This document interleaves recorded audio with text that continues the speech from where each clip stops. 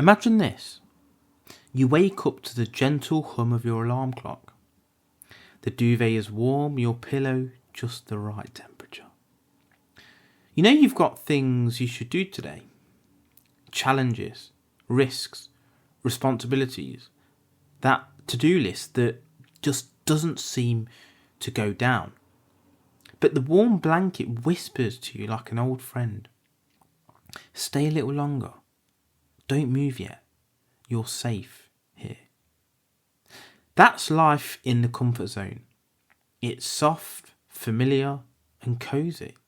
It's the armchair that swallows you whole, the slippers that know the exact shape of your feet. It feels good. It feels safe. But there's something else hiding in it too. A quiet kind of danger. Imagine you're Frodo Baggins. Gandalf knocks at your door. He tells you of the One Ring, of Mordor, of Sauron. He warned you that if you don't act, darkness will cover all of the lands. But this time, you smile politely. You close the door and slip the kettle on. You decide, no, adventure is far too dangerous. The Shire is safe, warm and familiar. I'll just stay here. The days pass in laughter, food and ale, but the eye of Sauron doesn't stop searching, and one day the darkness reaches the Shire. You sit in your chair, clutching the ring, as the world you knew burns outside your window. That's the cost of never leaving the comfort zone. Safety in the short term, destruction in the long term. Now, imagine you're Harry Potter. You've learnt the truth. Voldemort's soul is fractured, hidden in Horcruxes. To defeat him, you'll need courage, sacrifice, and the willingness to risk everything. But this time you don't. Instead, you slip under your invisibility cloak and hide. You decide, no, it's too much. Someone else can fight. I just want to stay safe. The years roll by, but Hogwarts fails, and it falls. The wizarding world is enslaved, and you're still there, hidden, breathing shallowly beneath the cloak. Alive, yes, but living? Not really. That's what happens when comfort outweighs courage. Survival without purpose. What if you're Neo? Morpheus offering you 2 pills, red or blue. The truth or the illusion. This time though, you decide to swallow the blue pill. You go back to your apartment, you go to work, you type lines of code into a machine. You feel the itch, the sense that something is missing, but you bury that beneath routine. Days blur into months, months into years. You never meet Trinity, you never see the Matrix for what it is. And yes, you live a long, quiet, comfortable life, but deep inside, you always know you chose to sleepwalk through your destiny. Now what about Andy Dufresne in Shawshank? Years of careful planning, digging, chiselling and hoping, all leading to that one night of escape. But in this version, Andy stops. He puts the rock hammer down. He decides, what's the point? Prison is safer than risking it. I'll just serve my time and die here. He never crawls through that tunnel of excrement. He never tastes freedom on the other side. He grows old within the grey walls, a man with freedom in his grasp who chose chains instead. That's the comfort zone again, the cell you decorate to feel like home. And what about William Wallace in Braveheart? Instead of rallying the Scots, instead of standing in the mud with swords raised, he lowered his head. He tells himself, why fight? Why die young?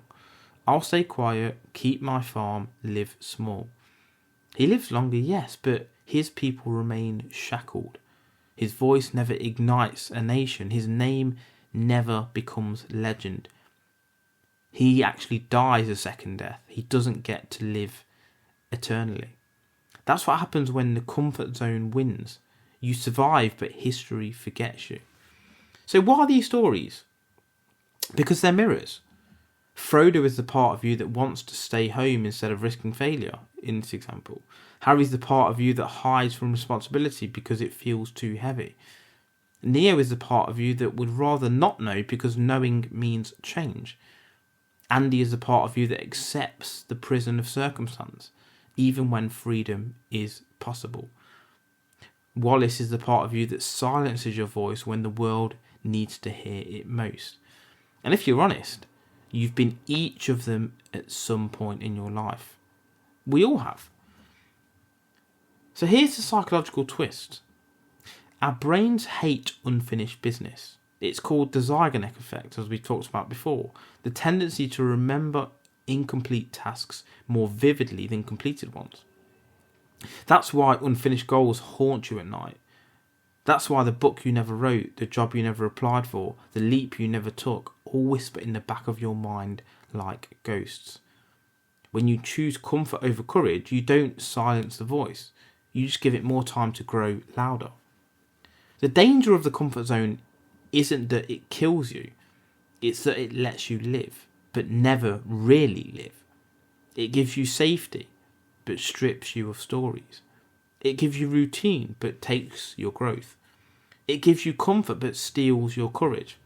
Frodo, Harry, Neo, Andy, Wallace, they could have stayed safe, but their world would have been consumed, and so would they. So here's some examples of you being in the comfort zone. Sticking with a job you hate because it's secure.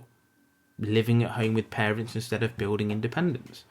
Talking about starting a business but never actually starting it. Staying in the relationships you've outgrown. Never asking for a raise even when you deserve one. Avoiding travel because it's inconvenient. Refusing to learn a new skill. Binge watching TV shows instead of pursuing a project. Avoiding public speaking because it scares you. Not applying for roles you think are out of your league. Hanging out with the same friends even though they drain your energy. Letting health slide because change feels uncomfortable. Saying someday to your dreams but never today. Avoiding risks because you might fail.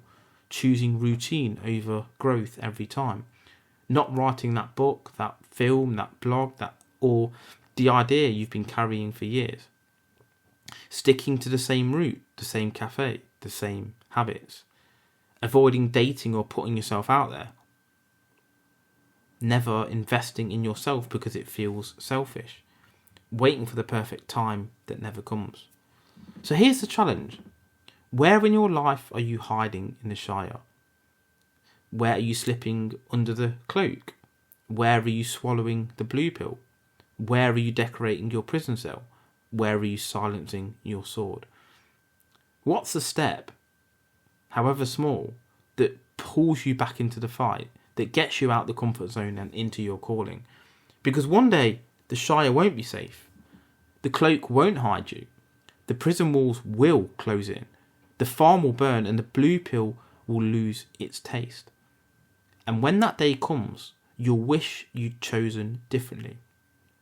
So choose now. Step forward.